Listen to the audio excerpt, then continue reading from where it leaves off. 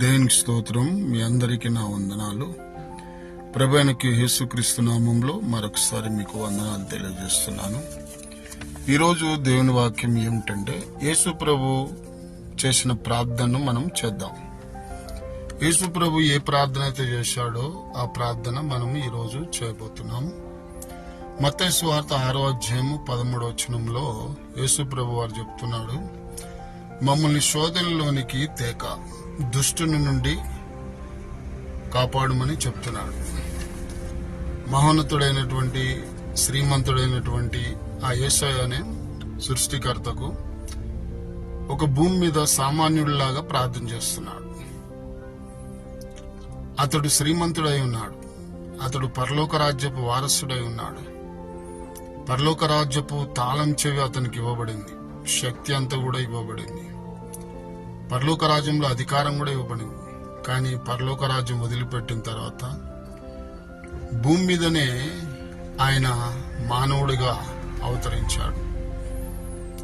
మానవుడిగా అవతరించిన వ్యక్తి మళ్ళా పరలోక రాజ్యానికి సంబంధించినటువంటి ఆ శక్తికి ఆయన వాడుకోలేదు.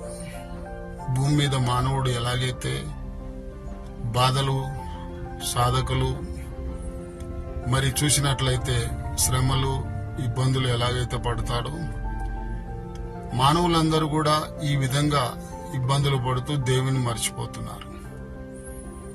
ఆయన సంపూర్ణ మానవునిగా ఉండి దైవత్వాన్ని వదిలి సంపూర్ణ మానవులు ఎందుకు పరలోకానికి రాలేకపోతున్నారు అని అంటే, ఈ యొక్క సాధక బాధకులు అన్ని కూడా ఏం చేస్తున్నాయంటే పరలోక రాజ్యానికి రానివ్వవు.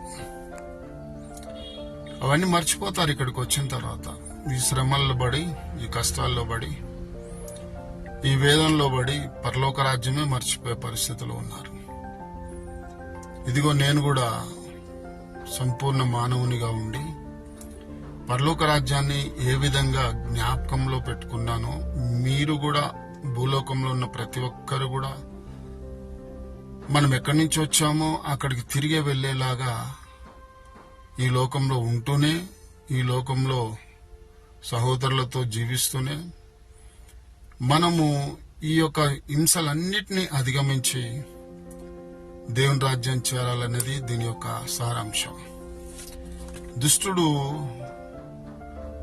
సృష్టికర్తను మరిపింపజేస్తాడు. అందుకే అంటున్నాడు యేసు ప్రభు, ఏం చెప్తున్నాడంటే, మమ్మల్ని శోధనలోనికి రానియక.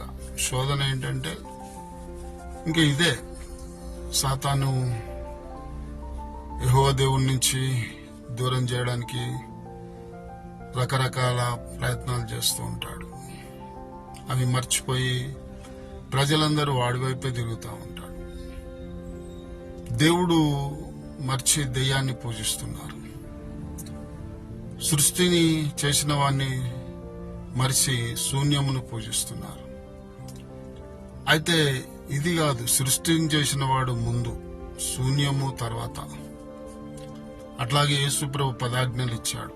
10 ఆజ్ఞల్లో ఏం చెప్పాడంటే, మొదటి ఆజ్ఞ, నీ దేవుడైన యెహోవాను పూర్ణ హృదయంతోనూ, పూర్ణ ఆత్మతోనూ, పూర్ణ శక్తితోనూ, పూర్ణ బలంతోనూ నువ్వు సేవించాలి. రెండో ఆజ్ఞ ఏమిటి అనంటే, నిన్ను వలని పొరుగువాన్ని ప్రేమించు. 10 ఆజ్ఞల్లో ఉన్నాయి కదా. పైన ఆకాశం అందే గాని ఆకాశం కింద భూమి అందే గాని భూమి కింద నీళ్ళ అందే గాని ఏ రూపంలో నువ్వు చేసుకోకూడదు, దానికి సాగిలపడకూడదు అని చెప్పాడు. అయితే మన వాళ్ళు ఏం చేస్తున్నారంటే, ఇది అంతా దేవుడు సృజించిందే కదా, కాబట్టి దేవుడు సృజించిన దాన్ని మనం పూజిస్తే ఏమవుతుంది? దేవుడిని పూజించినట్టే అనుకుంటారు వాళ్ళు. దేవుడు రెండో స్థానంలో లేడు, మొదటి స్థానంలో ఉన్నాడు.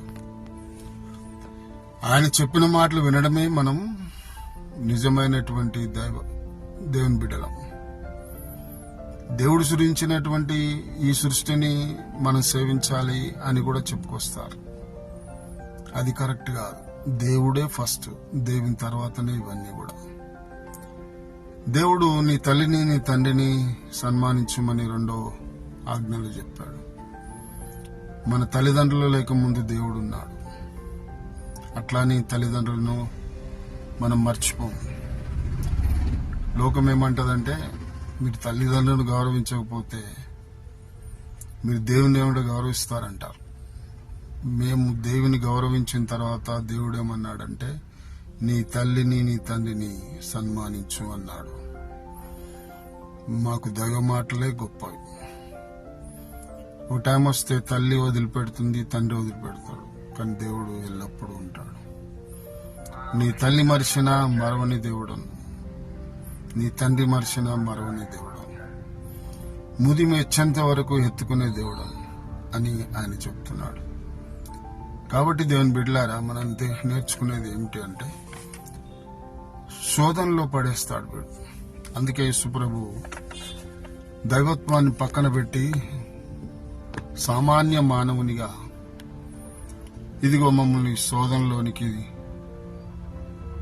రానియక దుష్టుని నుండి కాపాడు అంటున్నాడు. దుష్టుని నుంచి మనల్ని ప్రతిరోజు యేసయ్య మనల్ని కాపాడాలి. అదే మనకు ముఖ్యమైనది. దుష్టుని నుంచి ఆయనే కాపాడాలి. మన చుట్టూ ఆయన దేవదూతలు ఎప్పుడూ ఉంచుతాడు.